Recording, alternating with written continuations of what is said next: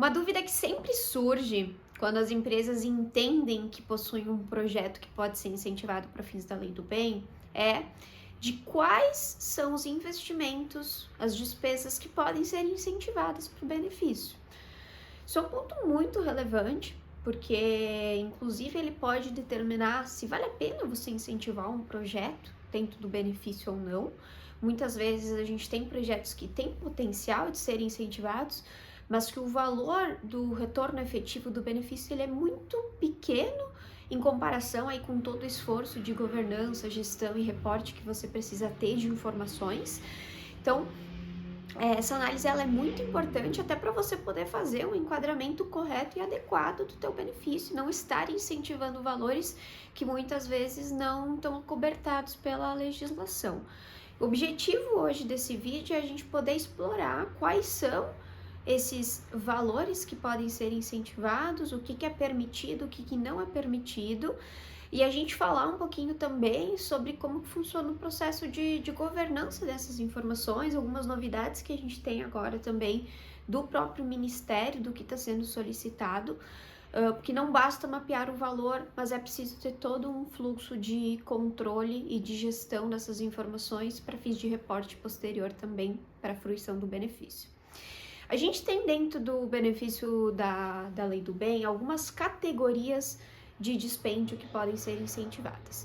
E aí aqui um ponto muito importante, né? O que é elegível realmente para fins da lei do bem?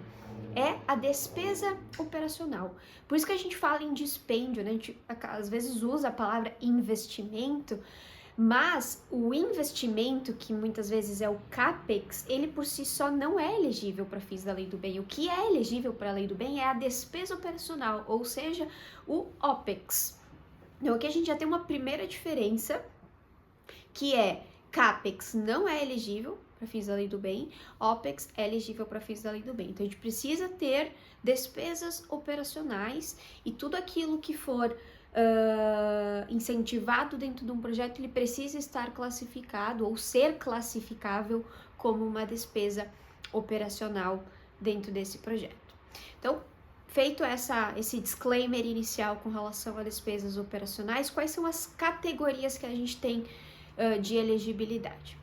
A gente tem recursos humanos, que são passíveis de serem incentivados. Nós temos serviços de terceiro, material de consumo e viagens. Basicamente são essas 4 categorias que a gente tem. Lembrando que aqui a gente está focando só na parte do benefício, que é a redução do imposto de renda e contribuição social sobre o valor investido em projetos de pesquisa, desenvolvimento e inovação. A gente não está falando aqui da redução de IPI para aquisição de máquinas, tá? Então, só para a gente delimitar o que a gente está falando aqui. O que é considerado dispêndio em projeto para fins da redução do IRPJ e da CSLL. Então, essas 4 categorias que a gente tem,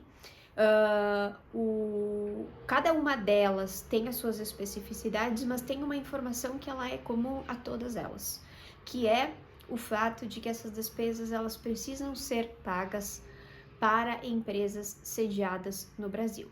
Então, quando a gente fala, por exemplo, de serviço de terceiro, ou viagens, ou até mesmo aquisição, né, de material de consumo, a gente vai entrar no conceito de cada um deles, mas precisam ser despesas que estão sendo pagas para empresas sediadas no Brasil. Isso é muito óbvio porque o objetivo é fomentar o Brasil. Então, se você tem, por exemplo, uma viagem que é preciso ser feita para a China, vinculada a um projeto que você tem, a viagem pode ser incentivada ou não? Depende. Depende do quê? De para quem você está pagando. Se você está pagando o hotel lá na China, não, porque você está pagando para um fornecedor estrangeiro. Agora, se você fez a contratação, por exemplo, de um pacote de viagem com uma empresa sediada no Brasil, não importa se a viagem é para fora do país, porque você está pagando para uma empresa nacional. Mesma coisa de um insumo. Talvez o insumo ele seja um insumo que venha de fora do país, mas se você está contratando de uma empresa nacional, ele também vai ser incentivado. Serviço de terceiro, mesma lógica. Você precisa estar contratando de uma empresa sediada no Brasil. Feito essa primeira observação, a única exceção para essa regra é quando a gente está falando, por exemplo, da aquisição de algum equipamento vinculado a um projeto, mas que o foco seja exclusivo em pesquisa e desenvolvimento. Nesse caso, você pode ter importações incluídas também, porque o objetivo é a gente ter realmente uma modernização dos nossos laboratórios de P&D. A gente sabe que muitos dos instrumentos, muitos dos materiais que são utilizados, muitas vezes a tecnologia ela vem de fora, a gente nem tem tecnologia nacional para conseguir competir com algumas soluções que são necessárias, olhando para laboratório de P&D.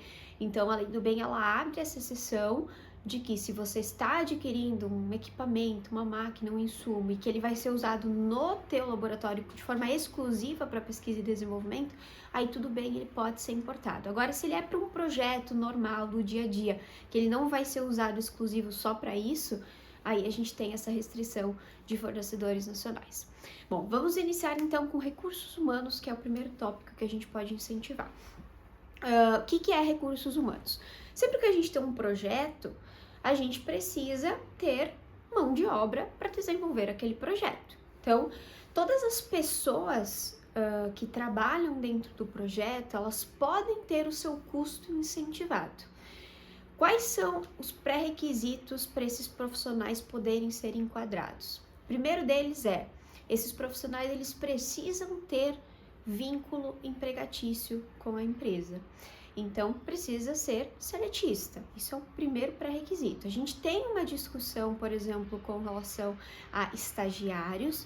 Isso é uma discussão, tem pessoas que defendem que os estagiários também podem ser incentivados, outras entendem que não podem ser incentivados. Então, os estagiários, a gente está ali num limbo de argumentação, existem argumentos para ambos os lados, mas em tese a pessoa precisa ser funcionário seletista. Inclusive, tem uma previsão na legislação de que precisa ser destacado no próprio contrato de trabalho do profissional de que ela tem participação em projetos de pesquisa e desenvolvimento. A gente tem recentemente, enfim, algumas fiscalizações da Receita Federal que tem levantado esse ponto também. Então, sempre que você tem profissionais que trabalham com pesquisa e desenvolvimento, que se dedicam aos projetos, eles precisam ter essa dedicação destacada dentro do projeto. E aí um ponto importante, a gente tem dois tipos de pesquisadores ou de profissionais. Temos o exclusivo, que é aquela pessoa que só faz projeto de pesquisa e desenvolvimento, mas se eu tenho um profissional que ele eventualmente é lá da minha operação, mas ele tem um conhecimento técnico, que ele participou de um teste específico de um projeto, mas foram só algumas horas, não é uma dedicação exclusiva.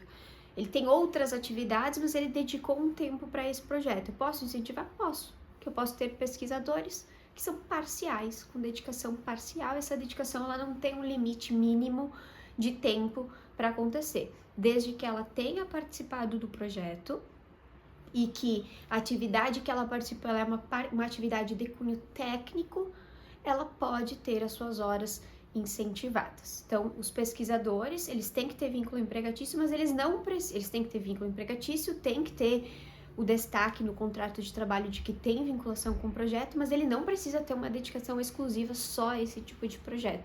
Ele pode ter uma dedicação parcial e mesmo assim ter o incentivo. Dentro dessa questão de recursos humanos, o que é muito importante a gente lembrar?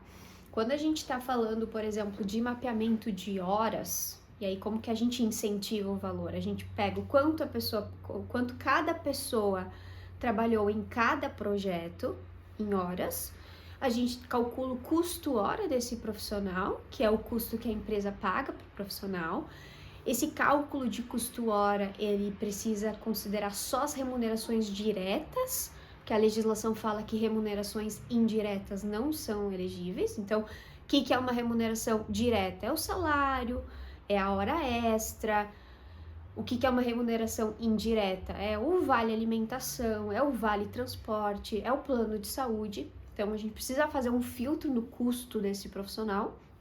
Eu tenho o custo, eu tenho a quantidade de horas que essa pessoa participou, e aí eu faço um vezes o outro, eu tenho o valor que eu, como empresa, precisei investir para aquela pessoa participar do meu projeto. E aí eu vou ter o volume de horas por projeto e por pessoa e o quanto cada uma daquelas horas representa em termos de custo de remuneração direta para a empresa. Assim que a gente faz um cálculo de recursos humanos e a gente vai entender se a pessoa ela tem dedicação exclusiva ou ela tem dedicação parcial.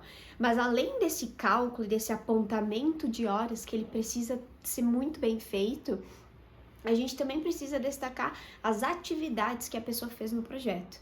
E aqui a gente tem algumas exceções, ou melhor, algumas limitações com relação a algumas atividades que não podem ser incentivadas. Então, atividades, por exemplo, que têm cunho mais administrativo ou de gestão financeira, ou mais de back-office, elas não podem ser incentivadas. Então, se eu tenho, por exemplo, um gerente de projeto, que ele tem muita atividade que é gestão de pessoas, gestão administrativa, mas que não é gestão de projeto propriamente dito ou gestão técnica, essas horas todas que são administrativas, elas não podem estar sendo computadas por benefício. Então, tem que tomar muito cuidado nesse mapeamento de horas e no mapeamento das atividades que estão sendo feitas por esse profissional, para que não se coloque dentro desse volume de valor horas que sejam talvez de atividades mais de back-office, mais de gestão, mais administrativas que não são elegíveis. Aqui a gente está falando só de atividades que têm nível cunho técnico. RH, basicamente isso que a gente tem. Então, você mapeia as horas, mapeia as atividades, calcula o custo hora, você tem um valor por projeto de cada pessoa que é incentivado aqui dentro de recursos humanos. O que a gente tem em serviços de terceiro? Nos serviços de terceiro, a gente vai ter fornecedores que participam do projeto.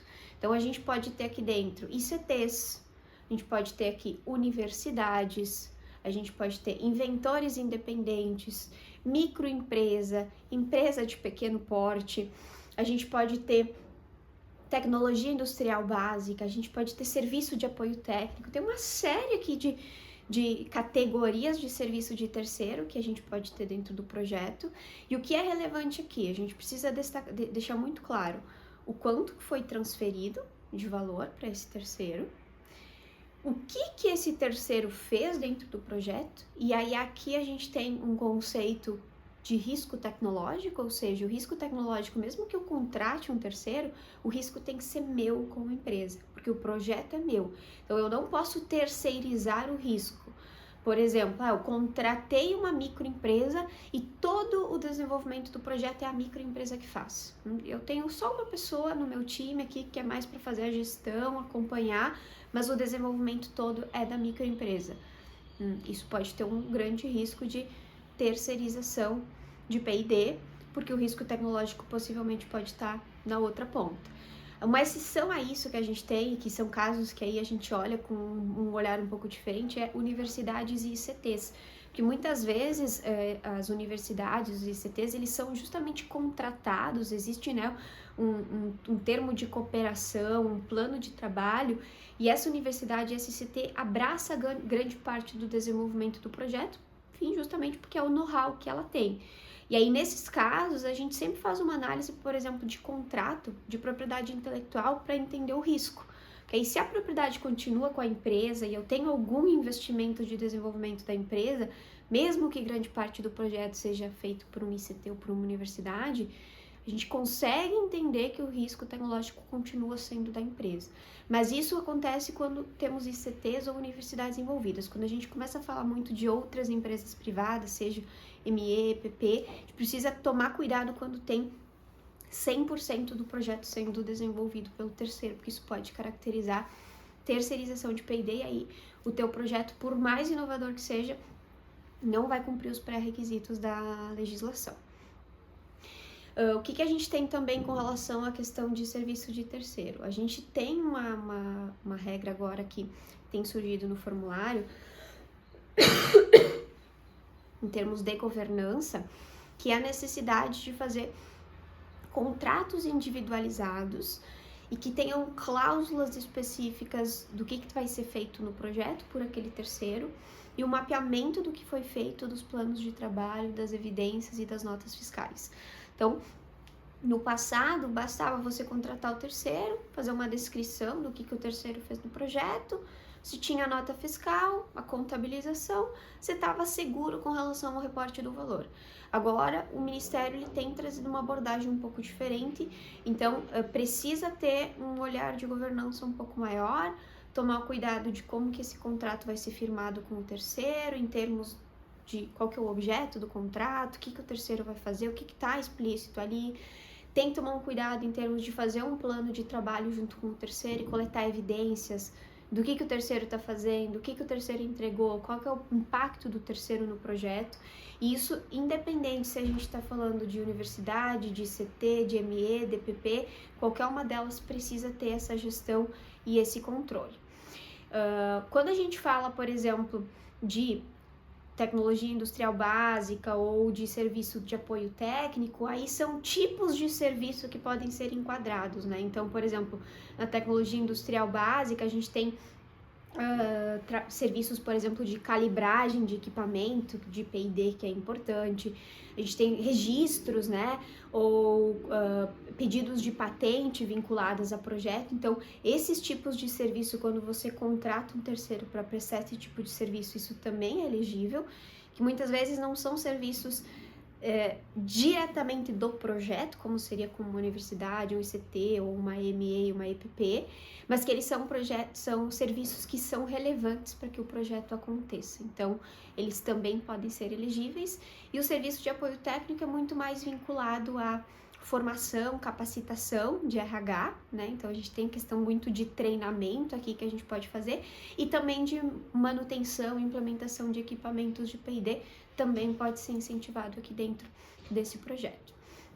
Então, fechamos aqui o bloco dos serviços de terceiro. A gente entra, então, em material de consumo. O que é o material de consumo? É tudo aquilo que é usado, por exemplo, para uma construção de um protótipo e que ele é descartado nesses testes que são realizados. Então, o ponto de atenção no material de consumo é o que é feito com o protótipo ou com o que foi feito com aquele insumo. Por exemplo, se eu construí um protótipo, fiz um teste, validei e revendi o protótipo para o meu cliente com um desconto, eu não posso incentivar o valor do material de consumo. Por quê? Porque eu já estou sendo remunerado por aquilo. Agora, eu construí o protótipo e aí eu fiz o teste e esse protótipo ele foi destruído, foi consumido ali dentro do meu processo de teste, ou eu mesmo depois destruí, não vendi, enfim, dei outra destinação que não foi remunerada. Aí o meu material de consumo ele pode ser incentivado, sim. Então aqui o consumo ele é muito importante, o material precisa ser consumido dentro do processo de P&D. E aí aqui vai entrar tudo que é necessário, por exemplo, para aquele teu protótipo ser viabilizado. Então você consegue incentivar todos esses materiais aqui dentro. E por fim, viagens, né? Então viagens que são necessárias para o projeto, sejam viagens nacionais ou internacionais, desde que a gente respeite a regra de pagamento para uma empresa no Brasil, podem ser incentivados. Tanto na parte de material de consumo quanto na parte de viagem, a gente também tem as regras de governança, assim como a gente tem no serviço de terceiro. Então, no material, a gente também precisa ter um mapeamento de quais são os materiais que foram utilizados, evidências de utilização desse material. Aqui a gente tem um ponto um pouco mais sensível com relação a contrato e nota fiscal, porque muitas vezes o material ele não é comprado para o projeto, ele é uma baixa de estoque que a empresa já tem daquele insumo.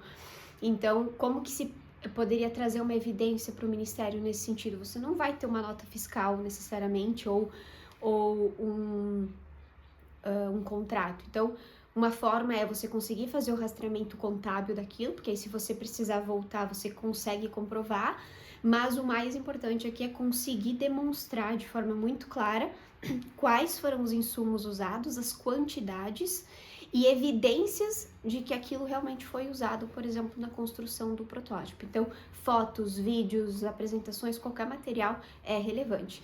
E na viagem, mesma coisa. Então, relatórios de viagem que demonstrem, né, por exemplo, a compra das passagens, da hospedagem, qual que é, para que a viagem foi feita. Então, qualquer evidência adicional, ela é muito importante também. Então, essas são as 4 categorias que a gente pode incentivar dentro do projeto: recursos humanos, serviços de terceiro, material de consumo e viagens. E aí, como que funciona o fluxo dentro da Lei do Bem? Você primeiro identificou o projeto, que é elegível. Segundo, para cada projeto você vai levantar esses 4 tipos de despesas. Então, todas as pessoas que participaram do projeto, todos os prestadores de serviço, os materiais e as viagens. E aí daí tem diferentes tipos de cálculo, você pode fazer mensal, você pode fazer trimestral, você pode fazer anual, você faz esse mapeamento, isso sempre por ano calendário, né? Porque lembra que o bloco da Lei do Bem é por anos. Então, se estamos em 25, a gente vai pegar de janeiro a dezembro de 25. E aí, para cada projeto, a gente faz esse mapeamento e o valor total de todos os projetos somados é o que você vai usar de base para o teu benefício. Então, por exemplo, se eu tenho 5 projetos que são elegíveis, para cada um desses 5 projetos eu tive 100 mil reais de dispêndio. Para o projeto 1, 100 mil reais somado do RH, viagens, material de consumo e serviço de terceiro, e assim respectivamente. Eu tenho 500 mil reais no ano de 2025 que eu investi no meu projeto. O que eu faço com esses 500 mil reais? Eu vou poder aplicar o meu benefício efetivo, que aí é um cálculo de benefício, a gente vai ter um vídeo específico para explicar isso, mas no fim do dia, 20 a 34% desses 500 mil reais é o que a empresa vai ter de retorno do benefício. Espero que esse vídeo tenha ajudado você a entender um pouco mais no detalhe quais são as despesas que podem ou que não podem entrar para o benefício da Lei do Bem. Muito obrigada pela atenção.